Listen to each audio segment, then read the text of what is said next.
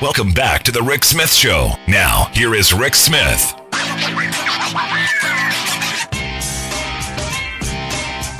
So I came across this story from France, and look, here in the U.S., we're used to attacking unions. We're used to attacking workers and taking their rights away and stealing from their wages. I mean, wage theft and misclassification and theft of workers' comp and unemployment insurance and all of those things. Much, much more costly to working people than all of the stick-em-up holdups, bank robberies, all that stuff in the country. In fact, not just more, but like triple more.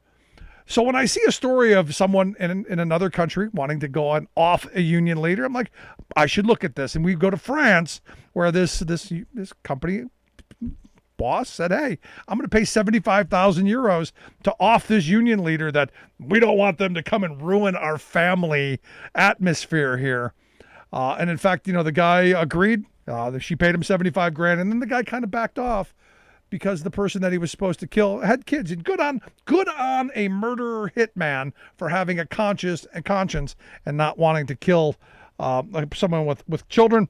Evidently, they found two other soldiers who were working with the French kind of CIA, who then were arrested and sold the whole thing out. And now we know. And my first thought was, this kind of horrible stuff happens all around the world, and probably here too. That we just don't hear about it because our media won't report on it.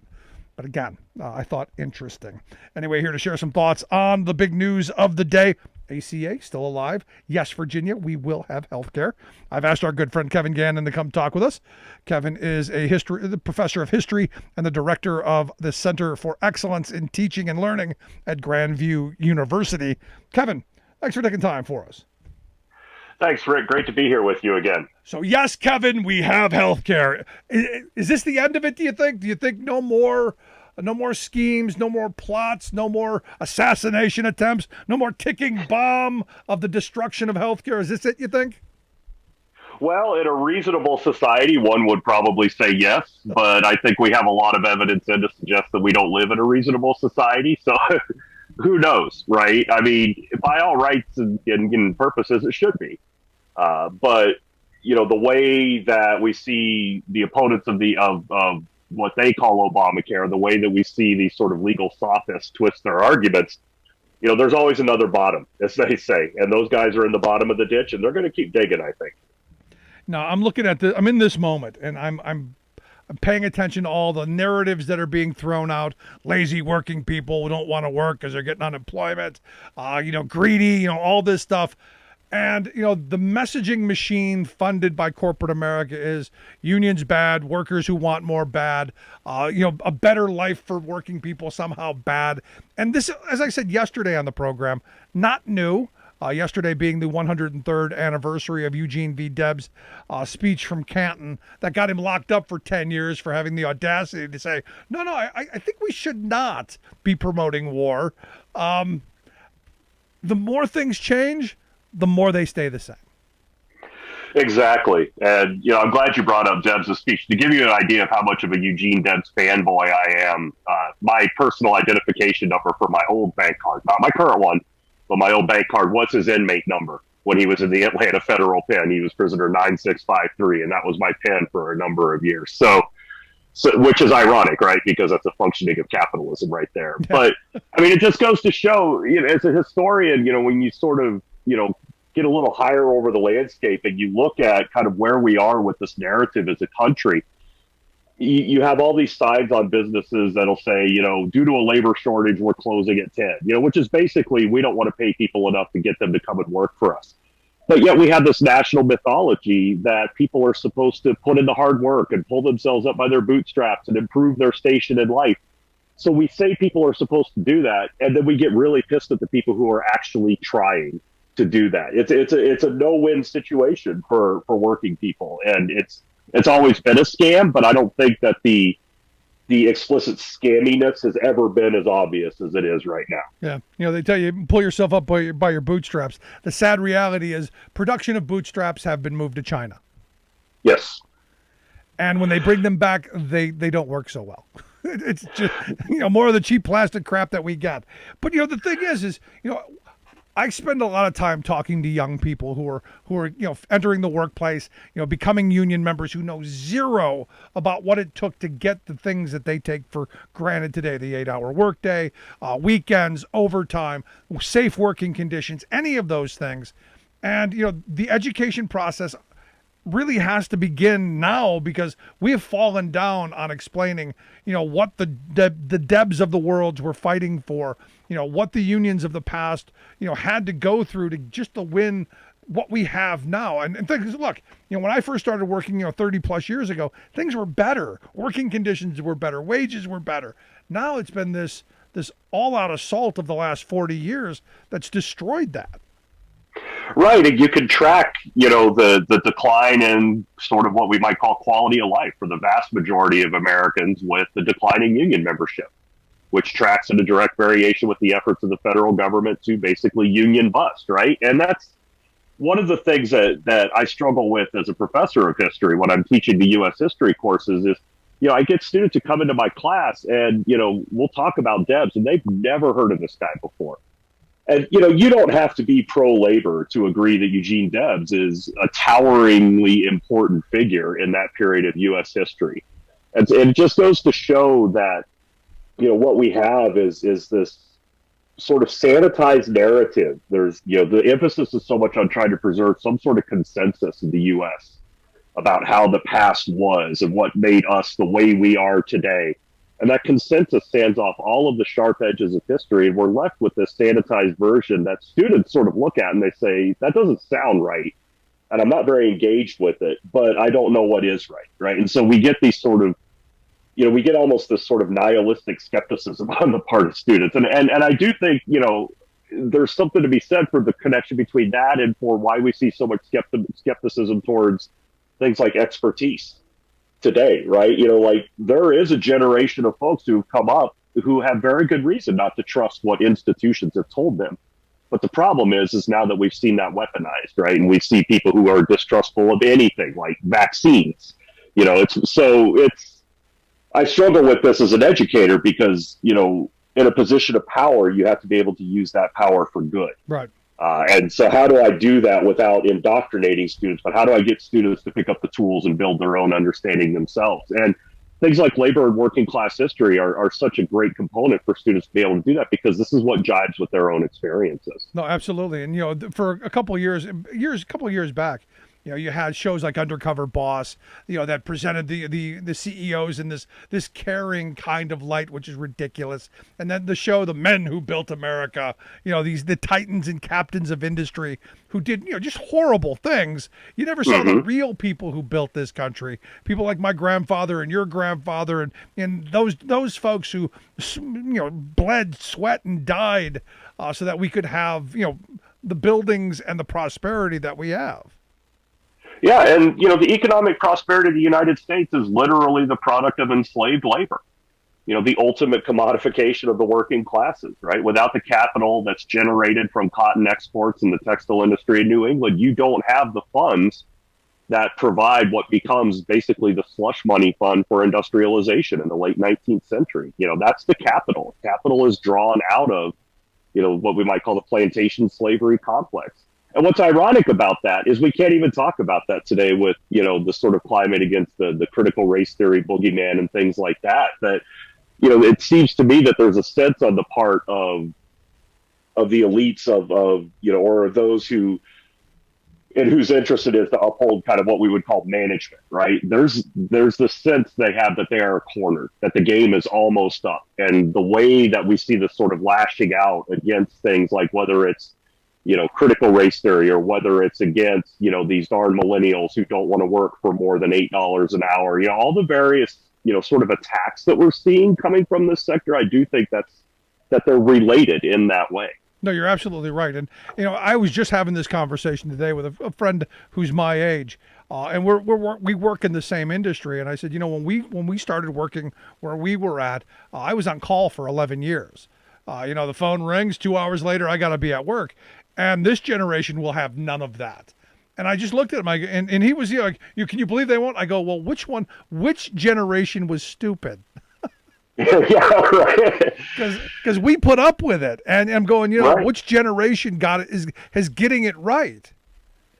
Yeah, you hear so much of this, today, like, I can't believe the outrageous things people want. Like in higher education right now, we're wrestling with the fact that for a lot of our staff at colleges and universities, some variation of blending of remote work actually works a lot better for these folks. But then there's that inherent managerial distrust that if they're not here where I can see them, then they're not really working, right? Like these things are so embedded with us. But you have to ask yourself, like, now that some of this stuff has been let out of the bottle, so to speak, you can't put it all back. Right. And I agree with you. That's, the terms of the sort of social contract for working people have been violated repeatedly. But now but that's all been on one side of the equation. And now that working people themselves are trying to reclaim some of that agency and control some of the terms of their own work, now we hear this narrative about how society is collapsing. I find that really telling. Yeah, now that there are workers who have a little bit of power and saying, you know what, we're not going back to the desperate conditions. We're not going back to the poverty wages. And the weird thing is, and I talked about this yesterday on the program.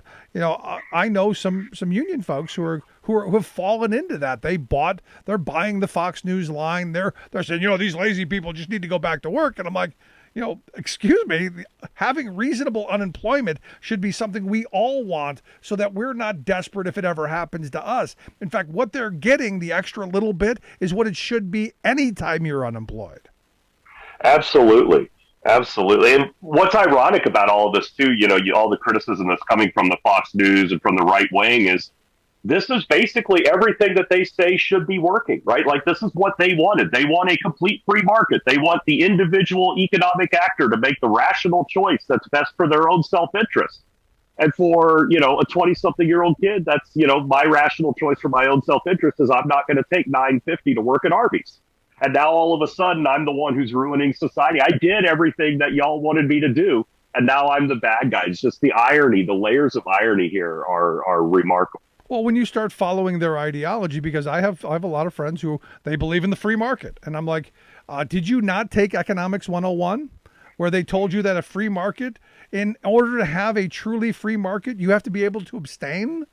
And this is what we're seeing. We're seeing people who are going, you know what? Not participating. Yeah. And it's interesting when you look throughout U.S. history, when we have moments like this where working people have exercised the agency that they've always had, but maybe not really realize the full implications of that agency, but when they do feel, their power and they start to exercise that in ways that we're seeing today and in the decisions that they're making collectively, you can feel the shudder moving through the upper classes of society. I think it may not seem as dramatic to sort of look at, in terms of who's taking what jobs and things like that. But I do think we're at one of those moments where historians will look back on this period and see it as kind of a watershed moment for the way that work and working people and the role that they play in our society. I do think that the implications of this current moment are really big. Yeah, I hope I'm around when the studies are written and they look back at this moment, because the spending that we've done to help folks at the bottom, to ensure that everyone had some income to get through the pandemic, that we help people through when they lost their jobs to be able to not lose everything and end up in worse conditions, which did exactly what conservatives, again, tell us that they believe. When there are less, when there's more demand for workers, the wages go up. That's happening. Maybe we'll see something positive out of it. I think so. And, and COVID really laid bare the fundamental untruth of the sort of Reagan-esque mythology of the job creator. And, workers should be glad to have a situation where they, are paid any wages at all, right? Because it's the entrepreneurs that drive society. And, individual self-interest is what really, lifts all boats. That's a bankrupt, set of ideas. And COVID proved that. We are bound together as a society, and government does have a role to play in this. And working people are the backbone of what generates economic health in our society. We know that now. And so there are a lot of bubbles that got burst over the last year. And I think we're really starting to come to grips with that, and I'm hoping, which I find exciting. No, I'm with you too, and I'm hoping at some point, because you had mentioned earlier that we used to listen to people who had expertise. We used to listen to smart people. And look, I don't claim to be the brightest bulb in the box. So I defer to people who I view as intelligent. I hope we go back to that. I hope we stop reading memes on Facebook with our mouth open and going, "Yep, I'll buy that," as opposed to listening to someone who has spent their life, studying something and giving their thoughts. I hope we return to some bit of critical thinking and critical analysis. Yeah, and I think the important piece of that is for folks, when I listen to somebody, I should be listening to what they're saying and what their experience with that particular issue is, and not judging what they're saying by, does this person hate the same people I hate? Is this person on my team, so to speak? And we all, as human beings, we do have biases towards people that we're more comfortable with, and and that's fine. But if truth is defined solely by what team you play for, basically, which is kind of where we are right now. We're the real, that's a real problem. That's not a healthy society. That's not a functional society. And so I share your hope. But what I also hope for is that what we define as expertise, that the barriers to people acquiring that sort of expertise and experience are lower, and that more people get to share in that journey, and that more people are able to benefit from things like access to better education. Because that gets at this idea too of we want a nation of critically informed citizens. And that's the only way to get there is if we're helping people have access to the type of meaningful education that helps shape that. And then maybe we can begin to look to the past and look at it with clear eyes instead of, well, the people who wrote it to try and make it as nice and as soft and as happy to fit one narrative or the other. Look, I don't know much about critical race theory, but I know my middle class, white working class folks that I deal with are adamantly opposed. Well, and critical race theory has become the boogeyman for basically stuff that makes white people uncomfortable. It's actually kind of boring, when you define it specifically. It comes out of law schools, and the original articulations of what becomes known as critical legal studies basically argues that racism is a collective thing, that you can't just look at individual bad actors. And so when you look at legal outcomes and how come some cases are adjudicated one way and some the other way, that structural racism plays a part. And that's what it says. And we have plenty of empirical evidence to show that, yes, structural racism is a thing, right? But now it's been taken and cynically manipulated into this sort of wedge issue, prime culture war fashion. And in doing so, what it obscures is or what it does is it, again, it denies the reality of systems and groups in terms of shaping our society. And says that, it basically things keep us stupid, so we don't analyze or ever talk about it, so that we can continue with our bias. It seems that simple to me. Kevin, I appreciate the time, thoughts. Always great having you on the program. I hope you'll come back and share some more with us. Yeah, thanks, Rick. Always a pleasure to be with you, and keep up the great work. Thanks so much, our good friend Kevin Gannon. We'll get links out on how you can check out the work that he does. Quick break, right back. Stick the ground. Remembering that united we bargain, divided we beg. Rick Smith.